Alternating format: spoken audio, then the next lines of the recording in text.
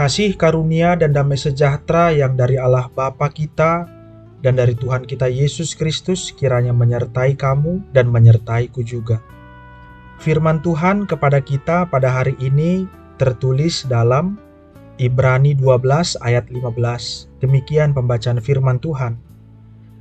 Jagalah supaya jangan ada seorang pun menjauhkan diri dari kasih Allah, agar jangan tumbuh akar pahit yang menimbulkan kerusakan dan yang mencemarkan banyak orang. Demikianlah pembacaan firman Tuhan.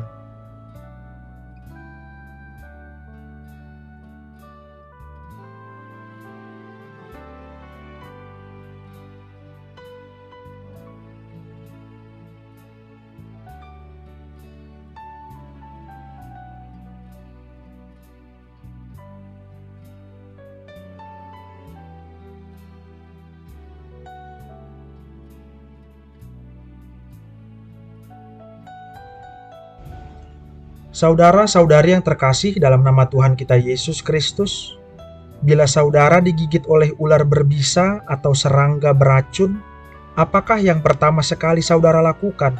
Mencari senjata, lalu berburu ular atau serangga tersebut, atau segera mencari pertolongan pertama dengan cara mencari obat atau pergi ke klinik atau rumah sakit?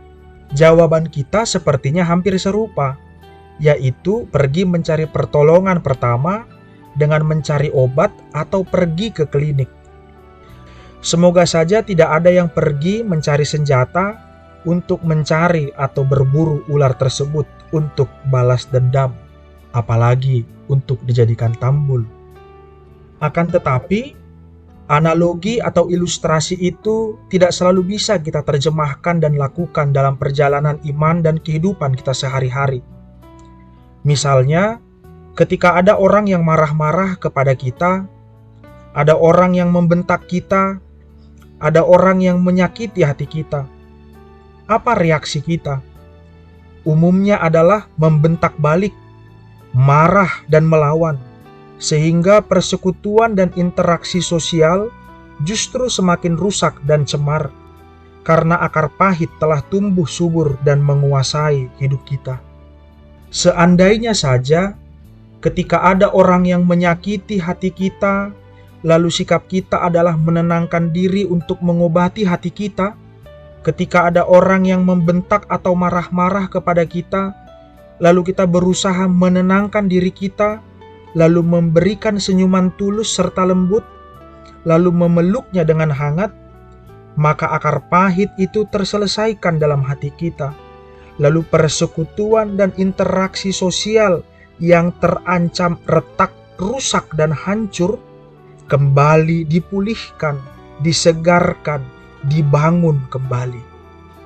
Tentulah berdasarkan firman Tuhan hari ini, syarat utamanya adalah mendekatkan diri kepada kasih Allah, agar Allah yang adalah kasih itu memenuhi dan menguasai hidup kita, sehingga setiap perkataan, pikiran, perbuatan, dan setiap langkah kita adalah buah dari kasih Allah.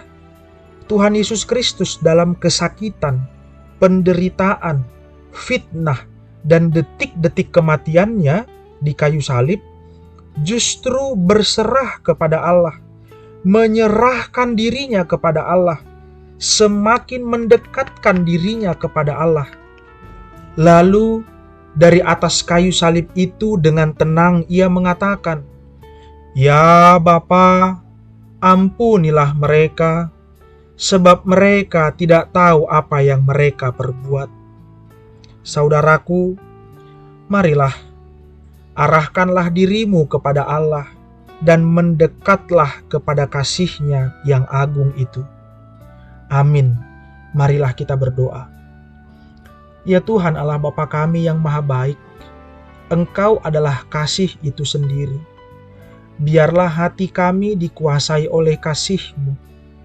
Jauhkan hati dan hidup kami dari akar pahit, agar retak rusaknya hubungan kami dengan orang lain bisa kami perbaiki di dalam kasih Tuhan. Kuatkan kami, ingatkan kami untuk senantiasa mendekatkan hidup kami kepadamu dan kepada kasih-Mu yang agung itu. Terpujilah Engkau ya Tuhan.